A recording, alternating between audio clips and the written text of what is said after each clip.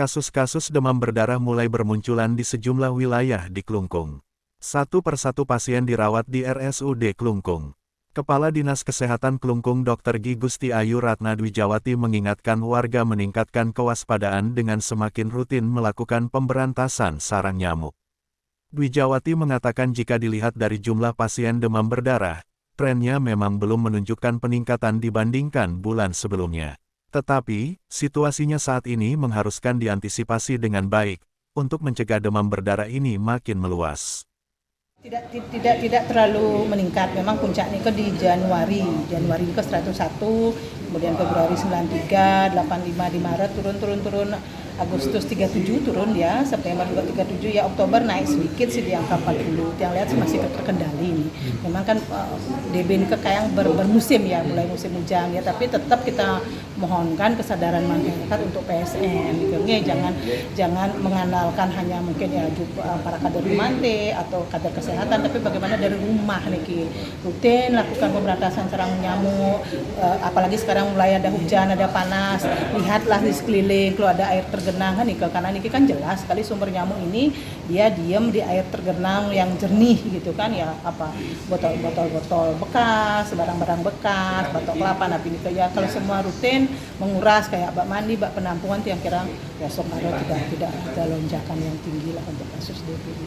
Bu, dari Dinas Kesehatan sendiri untuk penyebaran nyamuk di Toba itu ada sikapnya? Belum, kalau kami belum.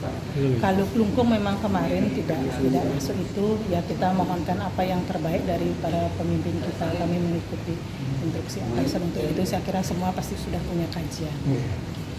Oke, mengikuti provinsi Bu ya? Atasan mungkin, nggih, Punapi saya kira pasti semua hati-hati. Semua hati-hati sesuai dengan kajian dari akademisi dan lainnya, semoga Napi pun keputusan itu terbaik untuk masyarakat. Di sisi lain, pantauan di RSUD Klungkung, Selasa tanggal 21 November tahun 2023, pasien-pasien demam berdarah sudah mendapatkan penanganan yang cukup baik. Sejumlah pasien di sejumlah ruangan sudah diperbolehkan pulang setelah kondisinya cukup membaik.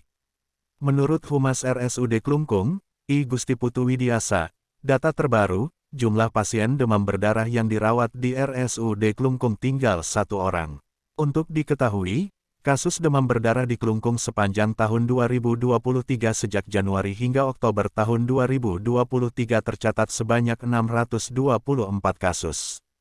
Jumlah ini lebih tinggi dibandingkan sepanjang 2022 yang mencapai sebanyak 617 kasus. Dari 624 kasus itu, rinciannya, Januari ada 101 kasus, Februari tahun 93 kasus, Maret tahun 85 kasus, April tahun 79 kasus, Mei tahun 58 kasus, Juni tahun 48 kasus, Juli tahun 44 kasus, Agustus tahun 37 kasus, September tahun 37 kasus dan Oktober tahun 42 kasus. Dari data kasus itu, 3 pasien diantaranya meninggal. Bagi Arta melaporkan.